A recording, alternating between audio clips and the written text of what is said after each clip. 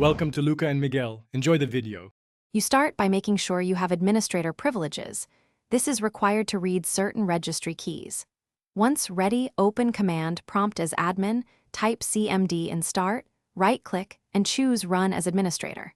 If you prefer PowerShell, do the same and open it elevated.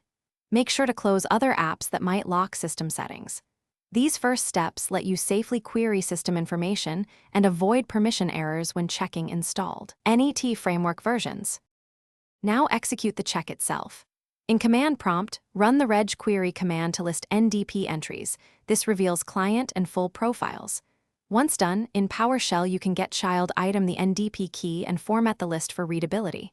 Pay attention to the released word that maps to a specific Net4, 5 or later version, and the version strings under V1, 0 V4.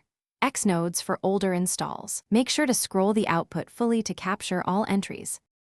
Finally, interpret what you found.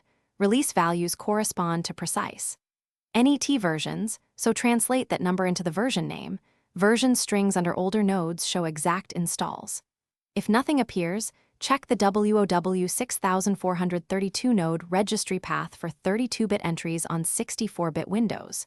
If you hit access denied errors, make sure to run the shell elevated or use an admin account, and, if needed, temporarily disable restrictive group policy. Thanks for watching and please subscribe. It's the best investment you'll ever make.